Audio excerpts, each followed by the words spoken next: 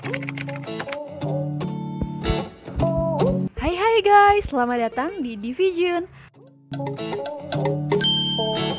Kali ini Division mau ngebahas anime yang udah lama banget ada dan sampai sekarang masih ditayangin nih guys.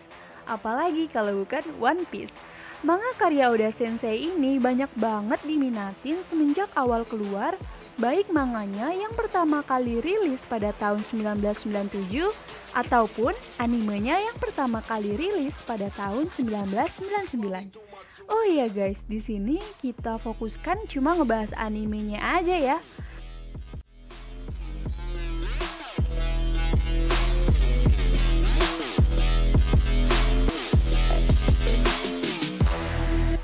Cerita dimulai dengan kilas balik seorang raja bajak laut yaitu Gold D. Roger yang hendak dieksekusi. Beberapa saat sebelum dimulai, ia memberitahu orang-orang tentang harta karunnya yang dinamai One Piece.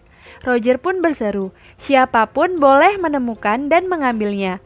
Mendengar hal ini, mereka langsung berbondong-bondong menjadi bajak laut dan mencoba menemukan One Piece. Nah, hal ini menyebabkan era baru pada dunia yang disebut dengan era kemasan bajak laut. 12 tahun kemudian, di desa Fosa, Luffy yang saat itu berusia 7 tahun mengidolakan seorang kapten bajak laut bernama Shanks. Nah, Shanks ini nantinya akan memberi pengaruh besar bagi Luffy untuk menjadi seorang bajak laut. Luffy mencoba membujuk Shanks untuk membawanya dan menjadikannya kru. Namun, ditolak karena ia dianggap masih terlalu kecil. Pada saat mereka berbicara, tiba-tiba sekelompok bandit gunung muncul. Pemimpin bandit datang menghina Shanks. Meskipun Shanks sendiri tidak mengambil serius hinaan itu, tapi hal ini membuat Luffy marah besar dan mencoba melawan. Akan tetapi, bandit itu pergi setelah Shanks menahan Luffy.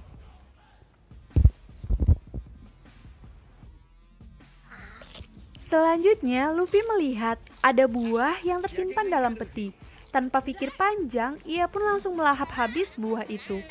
Shanks yang menyadari itu langsung menyuruh Luffy untuk memuntahkannya. Namun, buah itu terlanjur masuk ke dalam perutnya. Nah guys, di scan ini istilah buah iblis pertama kali dikenalkan. Luffy memakan buah iblis bernama Gomu Gomu no Mi yang membuat tubuhnya berubah elastis seperti karet.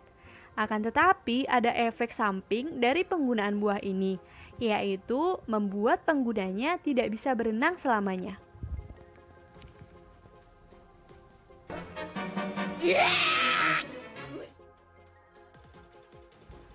Hari berikutnya, Luffy seorang diri terlibat konflik dengan bandit gunung yang kemarin menghina Shanks. Ia pun berhasil dikalahkan dan setelah itu Luffy diculik oleh pemimpin bandit itu. Akan tetapi, Shanks dan kru yang mengetahui hal ini langsung bergegas datang dan menolong Luffy. Alhasil, seluruh anggota bandit gunung berhasil dikalahkan. Pemimpin bandit yang membawa Luffy menjadikannya sandera dan melemparnya ke tengah laut. Tiba-tiba seekor monster laut muncul. Monster itu memakan bandit gunung dan turut menghancurkan perahunya. Setelah itu, monster laut mengalihkan perhatiannya kepada Luffy yang mulai tenggelam karena tidak bisa berenang setelah memakan buah iblis. Tepat sebelum monster laut berhasil memakan Luffy, Shanks tiba dan menyelamatkannya. Dengan satu tatapan mengancam, Shanks menyuruh monster laut untuk pergi. Monster itu berubah ketakutan lalu pergi. Akibat hal itu, Shanks harus kehilangan tangan kirinya. Beberapa waktu berikutnya, Shanks dan para bajak laut bersiap-siap untuk berlayar pergi meninggalkan desa. Luffy datang untuk mengucapkan selamat tinggal. Luffy menyatakan jika ia tak akan memaksa lagi untuk bergabung. Namun, ia akan menjadi seorang bajak laut bersama kelompoknya sendiri dan ialah yang akan menjadi raja bajak laut. Shanks menantangnya untuk menjadi pelaut yang lebih hebat dari dirinya. Kemudian, Shanks memberi topi jerami miliknya dan membuat Luffy berjanji untuk datang mengembalikannya suatu hari nanti. Shanks dan kru kemudian berlayar meninggalkan desa. 10 tahun kemudian, Luffy telah berumur 17 tahun. Ia pun sudah cukup umur untuk pergi meninggalkan desa. Sementara Luffy mulai jauh berlayar, seekor monster laut muncul menghadangnya. Kali ini ia telah siap. Ia memberi sebuah pukulan perpisahan yang telak mengenai monster laut itu.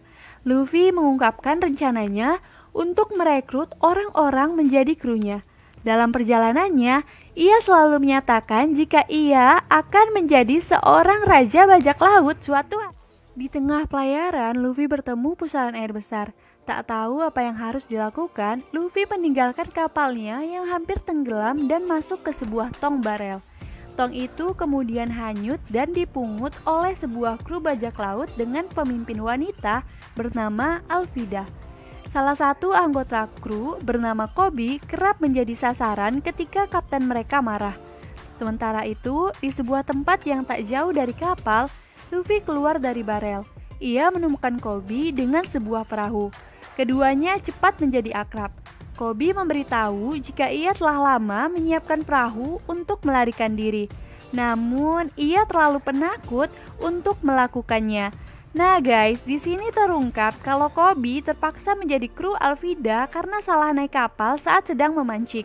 Dan itu dilakukan demi menyelamatkan nyawanya. Koby memberitahu jika ia sebenarnya ingin menjadi seorang marinir. Namun, mulai merasa bahwa mimpinya mustahil untuk diraih. Luffy dengan semangatnya memberitahu Koby tentang impian dan usaha yang akan dilakukannya. Hal ini pun memberi semangat bagi Koby untuk kembali mengejar cita-citanya.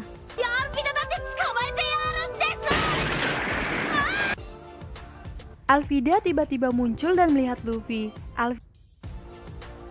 Luffy menyela dengan menyebut Alvida sebagai wanita jelek, gembrot, dan tua.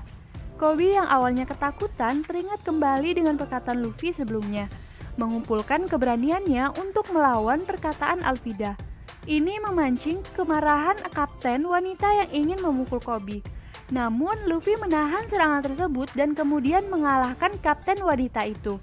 Ia kemudian meminta kru yang lain agar menyiapkan kapal bagi mereka untuk pergi. Setelah itu, Luffy dan Koby pun memulai pelayaran menuju markas marinir. Dalam perjalanannya, Luffy bercerita jika ia ingin merekrut pemburu bajak laut terkenal bernama Roronoa Zoro sebagai krunya. Akan tetapi, Koby berpikir jika itu mustahil.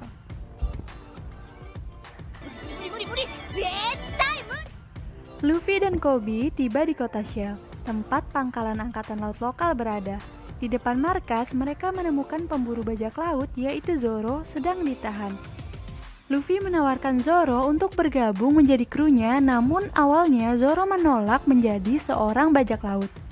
Tak lama kemudian, Kapten Angkatan Laut Morgan yang berkuasa di tempat itu berbuat sewenang-wenang memanfaatkan kekuasaannya kepada siapapun. Morgan yang melihat itu segera ingin mengeksekusi Zoro. Dengan membawa ketiga katana milik Zoro, Luffy kembali memberi pilihan kepada Zoro. Zoro yang berpikir jika lebih baik menjadi seorang bajak laut daripada mati karena dieksekusi, akhirnya menyetujui permintaan Luffy dengan syarat meskipun Zoro menjadi krunya, tetapi Luffy tidak boleh menghalangi ambisinya untuk menjadi pendekar pedang terkuat di dunia. Luffy sama sekali tak masalah dengan hal itu. Morgan yang diketahui bersikap semena-menanya karena kekuasaan memerintahkan prajurit untuk membunuh Zoro dan Luffy. Akan tetapi, keduanya tidak langsung menyerang dan mengalahkan Kapten Morgan. Para prajurit ternyata malah dengan senang menerima kekalahan Morgan dan berterima kasih pada mereka karena telah membebaskan dari penindasan Morgan.